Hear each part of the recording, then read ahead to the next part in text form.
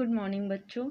आज हम सब बीएड वालों को बच्चों को पढ़ाएंगे, जिसमें बीएड सेकेंड सेमेस्टर के बच्चों को पढ़ाएंगे। आज हम बीएड सेकेंड सेमेस्टर के बच्चों को उनका पेपर असेसमेंट ऑफ लर्निंग अधिगम का आकलन के बारे में आपको बताएंगे। अधिगम का आकलन जो है, उसमें आपका जो है थर्ड यूनिट जो है पर्सनालिटी, जो मैंने आपको इससे पहले वीडियो में आपको बताए थे, आज हम उसके बारे में उसके आगे बताएंगे। जैसे मैंने आपको पिछली वीडियो में बताया था कि आज हम जो है व्यक्तित्व के निर्धारक या व्यक्तित्व के विकास को प्रभावित करने वाले कारकों के बारे में बताएंगे। व्यक्तित्व के जो निर्धारक हैं या व्यक्तित्व के विकास को प्रभावित करने वाले कारक क्या हैं, तो पहले हम व्यक्तित्व के निर्धारक के बारे में जानते हैं। व्यक्तित्व के निर्धारक जो होते हैं वो कारकों से होते हैं जो व्यक्तित्व के विकास को का भी प्रभावित करते हैं। तो इस तरीके से जो व्यक्तित्व के विकास के जो कारक होते हैं उनको 3 भागों में बांटा जा सकता है। हम बता सकते हैं कि व्यक्तित्व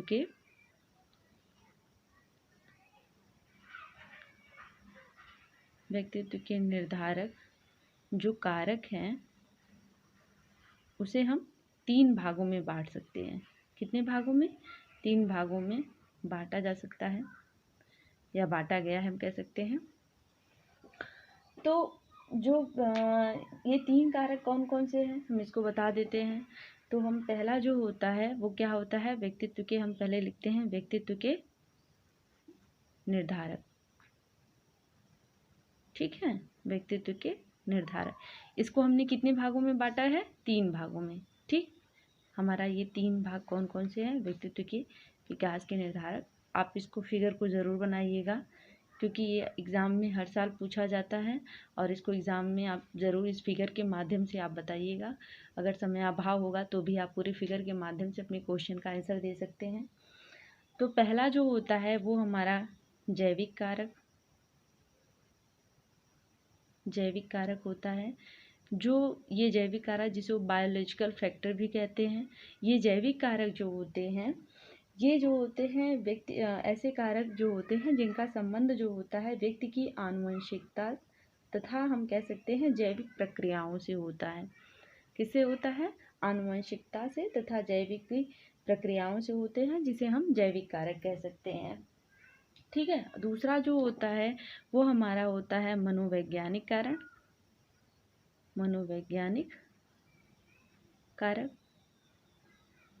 और तीसरा जो होता है वो हमारा होता है वातावरण संबंधी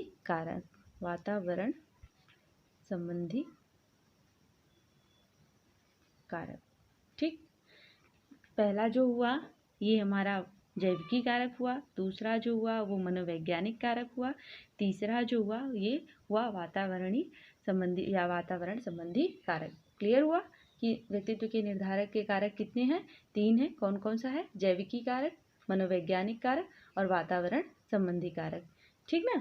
अब हम देखते हैं कि ये जो हमारा बायोलॉजिकल फैक्टर है, साइकोलॉजिकल फैक्टर है और एनवायरमेंटल फैक्टर है, अब इनको कितने कितने भागों में बांटा गया है। तो हम चलते हैं पहले जैविकी कारक के अंतर्गत, या फिर हम आपको बता दें कि जैसा मैंने बताया कि व्यक्ति के जो होता है इसका संबंध जो होता है व्यक्ति की आनुवंशिकता तथा उनके जैविक प्रक्रियाओं से होता है। ये तो मन के कारक अर्थात मन से जुड़े हुए जो चीज़ें होती हैं, जैसे कि उनके मुख्य कार्य से रुचियाँ हुई, अभिरुचियाँ हुई, अब प्रेरणा, जो बौद्धिक क्षमताएं होती हैं, ये सभी जो होती हैं ये मनोवैज्ञानिक कारक के अंतर्गत आते हैं।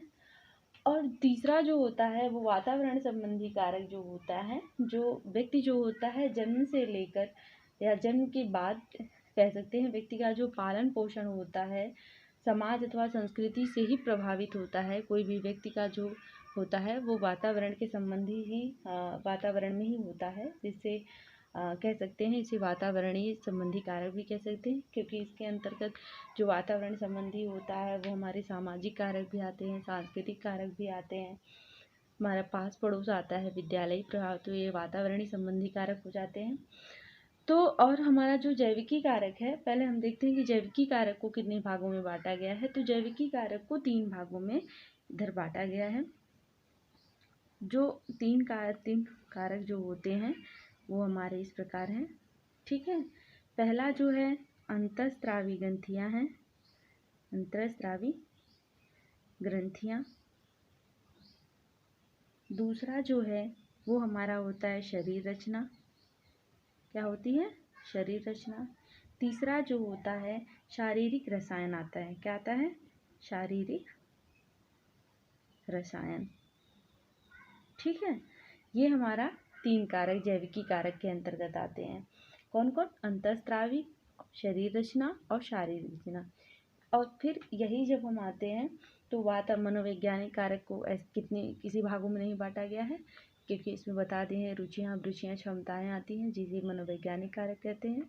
वातावरणीय में भी दो भागों में बांटा गया है वातावरण को भी। पहला जो होता है वो सामाजिक कारक होता है, सामाजिक कारक, और दूसरा जो होता है वो सांस्कृतिक कारक होता है, क्या होता है, सांस्कृतिक कारक, ठीक है। ये हमारा होता है वातावरणीय संबंधी कारक। अब अंतःस्रावी ग्रंथियों को भी चार भागों में बांटा गया है। कौन कौन सा, पहला जो होता है वो पीयूष ग्रंथि होती है, क्या होती है, पीयूष ग्रंथि। दूसरा जो होता है अभिवृक्क ग्रंथि होती है, अभिवृक्क ग्रंथि होती है। तीसरा जो होता है वह गल ग्रंथि होती है। चौथा जो होता है वो हमारा यौन ग्रंथि होता है। कौन कौन होता है, चौथा यौन ग्रंथि। पहला जो हमारा हुआ वो पीयूष ग्रंथि, दूसरा जो हुआ अभिवृक्क ग्रंथि, तीसरा जो हुआ वो गल ग्रंथि होता है, ठीक है। अब हमारा ये चार तरीके से ये ग्रंथियाँ हुई। तो ये जो हमारा अभिवृक्क ग्रंथि हुआ, जो पीयूष ग्रंथि हुआ, जो गल ग्रंथि हुआ, इसके बारे में आपने देखा। तो अब हमारा जो है अगला जो होता है सामाजिक कारक। सामाजिक कारक को भी हमने दो भागों में डिवाइड किया।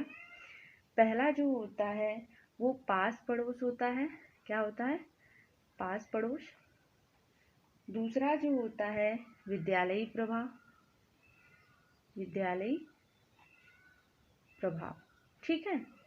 ये हमारा दो तरीके से हुआ। अब हम देखते हैं कि ये जो विद्यालयी प्रभाव हो गया, जो ये पास पड़ोस का, ये किसके अंतर्गत आया, सामाजिक कारक के अंतर्गत आया।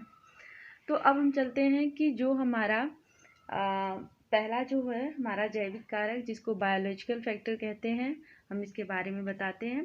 पहला जो है वो जैविक या वंशानुक्रम कारक, ठीक। अब जैविक और वंशानुक्रम कारक को हम बताते हैं, जैविक या वंशानुक्रम कारक को हम बताते हैं। तो जैविक कारक जो होते हैं, जैविक कारक से तात्पर्य जो होता है वो आनुवंशिकता से होता है, जैसे मैंने आपको बताया भी। और यह जो होता है जन्म या जन्म से पहले ही व्यक्ति में विद्यमान होता है। व्यक्ति जन्म जब लेता है तब, और जन्म से पहले भी क्या होता है, इसमें यह विद्यमान होता है और व्यक्ति के विकास को प्रभावित भी करता है। क्योंकि ये अलग से फैक्टर में नहीं होता है, ये कोई भी फैक्टर होता है वो व्यक्ति के विकास को प्रभावित करता है। अर्थात कहने का तात्पर्य है जैविक कारक भी प्रभावित करता है, मनोवैज्ञानिक कारक भी प्रभावित करता है और वातावरण संबंधी कारक भी प्रभावित करता है। तो अब हम जो है जैविक कारक को, जैसा मैंने बताया कि इसको तीन भागों में डिवाइड किया है, तो इसके अंतर्गत जो हम है, आप इससे भी कह सकते हैं ये आनुवंशिक होते हैं, कह सकते हैं आनुवंशिक होते हैं, ठीक है। और जानने के लिए और कह दीजिए कि ये जन्म से या जन्म के कह सकते हैं, जन्म के पहले या जन्म से पहले ही, जन्म जन्म के पहले या जन्म से ही यह विद्यमान होते हैं।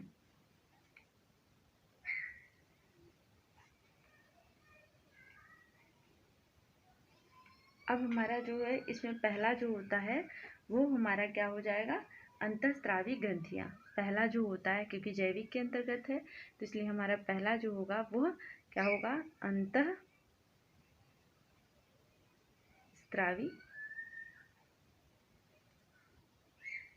ग्रंथियाँ।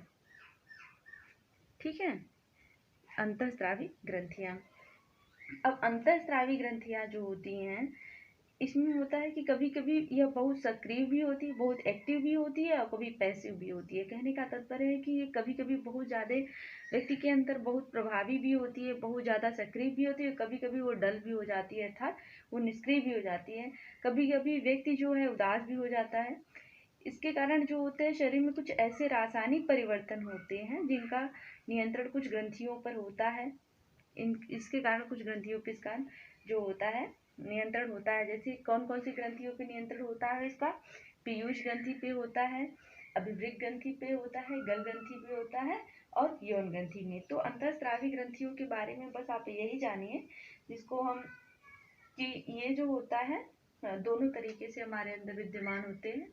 ये एक्टिव भी होता है, पैसिव भी होता है। कभी कभी व्यक्ति जो है काफ़ी डिप्रेशन में चला जाता है और जिसके कारण उन्हें बहुत सारी चीज़ों की उनके शारीरिक उसके व्यक्तित्व के प्रभाव जो होते हैं काफ़ी प्रभावित होते हैं और कह सकते हैं उनके कुछ रासायनिक परिवर्तन भी होते हैं। तो पहला जो होते हैं वो पहला जो परिवर्तन होता है या कह सकते हैं उसका जो वर्णन है वो जो होता है पीयूष ग्रंथि के अंतर्गत आते हैं। तो इसको आप जानने के लिए बस कह सकते हैं कभी कभी वो काफ़ी सक्रिय हो जाता है, निष्क्रिय भी हो जाता है, ठीक है, उदासीन भी हो जाता है।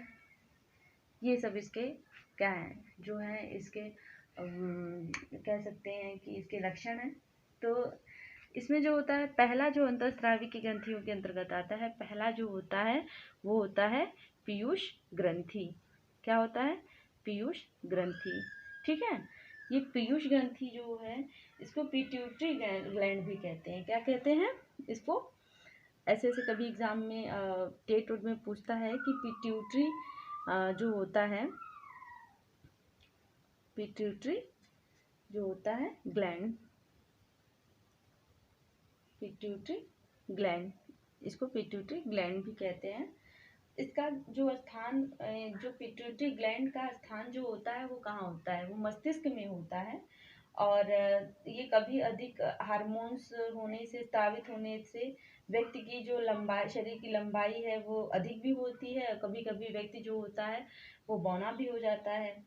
और इस ग्रंथि के अग्रभाग को सोमास्टोटिन नामक हार्मोन से स्रावित होता है। कौन से हार्मोन से, ये कौन से हार्मोन से स्रावित होता है, कौन से हार्मोन से स्रावित होता है आपको पता है? ये जो जिस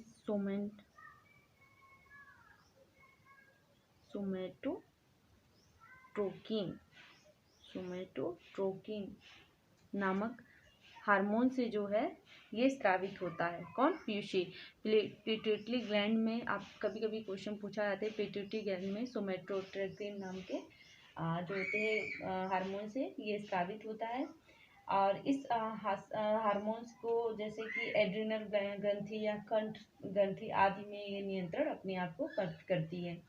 तो जो हमारा पिट्यूटरी ग्लैंड होता है जान लीजिए कि ये मस्तिष्क में होता है और ये अधिक हार्मोन स्रावित होने के कारण व्यक्ति क्या होता है अधिक लंबा भी हो सकता है। जानकारी के लिए लिख दीजिए आप लोग, लंबा हो जाता है, बौना हो जाता है, ठीक है, लंबा हो जाता है, बौना हो जाता है।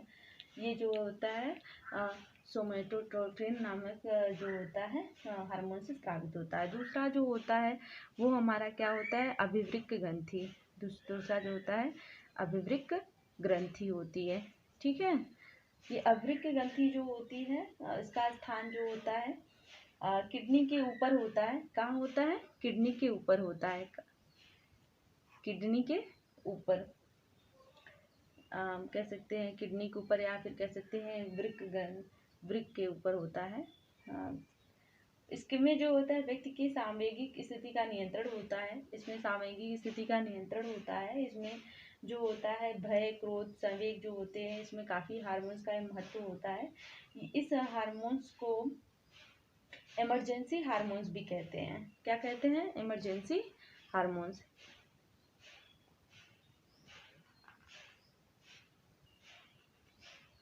इमरजेंसी हार्मोन्स भी कहते हैं। इमरजेंसी हार्मोन्स भी कहते हैं। और जो तीसरा जो होता है वो जो होता है वो हमारा क्या होता है? गल ग्रंथि। ठीक है, गल ग्रंथि। अवृक ग्रंथि को एड्रिनल ग्लैंड भी कहते हैं। अवृक को क्या कहते हैं? एड्रिनल ग्लैंड भी कहते हैं। और गल ग्रंथि को थायराइड ग्लैंड भी कहते हैं। तो ये गल जो ग्रंथि का व्यक्तित्व पर काफ़ी प्रभाव पड़ता है। इसके नष्ट हो जाने पे जो होता है ये श्लेष्मकाय का रोग हो जाता है, जिसको मैक्सटोमम भी कहते हैं। अगर गल ग्रंथि जो होती है अगर नष्ट हो जाता है तो श्लेष्मकाय रोग होता है। क्या होता है? श्लेष्मकाय रोग हो जाता है। कौन सा रोग होता है? इसके ग्रंथि के नष्ट होने पर, गल ग्रंथि के नष्ट होने पर श्लेष्मकाय नामक रोग हो जाता है। इस रोग से व्यक्ति के शरीर में काफ़ी शिथिलता आ जाती है। मस्तिष्क तथा जो पेशियां होती हैं वो काफ़ी मंद पड़ जाती हैं। चमड़े जो होते हैं काफ़ी सिकुड़ जाते हैं। स्मृति जो होती है काफ़ी मंद होने लगती है। ध्यान केंद्रित नहीं हो पाता है। चिंतन जो करना होता है काफ़ी कठिन होता है। जन्म से ही इस ग्रंथि के विकास न होने पर व्यक्ति जो होता है, बालक जो होता है का बुद्धि का विकास नहीं हो पाता है, जिससे बालक जो होते हैं बौने हो जाते हैं, मूढ़ हो जाते हैं, आमबाजुक बालक हो जाते हैं, या इसे बहुत सारे बालक जो होते हैं मूढ़ बुद्धि भी हो जाते हैं।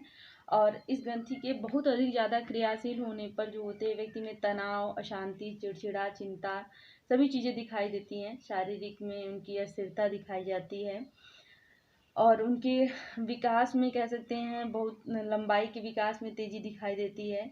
और गल ग्रंथि की क्रिया में कभी कभी कमी होने से शरीर में बहुत सारी कमियां दिखाई देती हैं, जिसके कारण उनके शरीर में काफ़ी परिवर्तन देखने को मिलता है। और चौथा जो होता है वो हमारा होता है यौन ग्रंथि, जिसको सेक्स ग्लैंड भी कहते हैं। ठीक है, इसमें विकास होने से स्त्रियोचित गुणों का तथा पुरुषों में पुरुषोचित गुणों का विकास होता है। तो हमने देखा कि जो पहला जो होता है वो पिट्यूटरी ग्लैंड होता है, जिसे ये इसका मस्तिष्क में विकास होता है।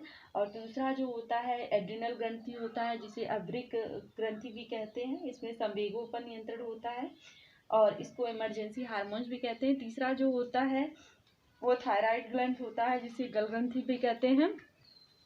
और इससे अगर इस ग्रंथि का विकास नष्ट हो जाने पर श्लेष्मकाय नाम के रोग हो जाते हैं, जिससे शरीर में जो होती है शरीर हो जाने से शरीर में जो होती है शिथिलता आ जाती है। मस्तिष्क की पेशियां जो होती हैं काफ़ी मंद पड़ जाती हैं। चमड़े जो होते हैं वो सिकुड़ जाते हैं। स्मृति मंद होने लगती है। ध्यान केंद्रित नहीं होता है। चिंतन भी करना कठिन हो जाता है। और जन्म के समय जब ये चीज़ें अगर एड्रिनल जो होते हैं थायराइड ग्लैंड जो होते हैं काफ़ी कम हो जाता है, तो बालक का बुद्धि का विकास भी नहीं हो पाता है। इसमें इसे एक क्वेश्चन भी है जो एग्ज़ाम में पूछे भी जाते हैं। आमबाजुक बालक जो होते हैं, आजाम्बुक बालक जिसको हम कहते हैं आजाम्बुक बाल, ये टेट उट में पूछता है, आप ध्यान दीजिएगा। आजाम्बुक बाल जो होते हैं किसके कारण हो जाते हैं, तो कभी कभी पूछता है कि आप बता सकते हैं गल ग्रंथि कारण या थायराइड के कारण हो जाता है। कभी कभी बच्चे तो काफ़ी बौने हो जाते हैं, कुरूप हो जाते हैं, मंद बुद्धि बालक हो जाते हैं। इसके जो ग्रंथि का प्रभाव जो होता है काफ़ी प्रभावित करता है। और कभी कभी ऐसे होते हैं कि बच्चे इस ग्रंथि के बहुत अधिक क्रियाशील होने पर व्यक्ति में तनाव, अशांति और चिड़चिड़ापन आ जाता है और वो चिंता, स्थिरता दिखाई पड़ती है। और इसके जो अधिक तेज़ी से विकास करने पर बहुत सारी शरीर में क्रियाएं में अधिकता और कमियां दिखाई देती हैं। और जैसा कि यौन ग्रंथि में मैंने बताया कि इस ग्रंथि के विकास होने में पुरुष में पुरुषोचित गुणों का विकास होता है, स्त्री में स्त्रियोचित गुणों का विकास होता है। तो इस तरीके से व्यक्तित्व के निर्धारक में पहला कारक मैंने आपको बायोलॉजिकल कारक बताया, और दूसरे वीडियो में हम आपको बताएंगे मनोवैज्ञानिक कारक। मनोवैज्ञानिक कारक, साइकोलॉजिकल फैक्टर बताएंगे। और इसके लिए धन्यवाद।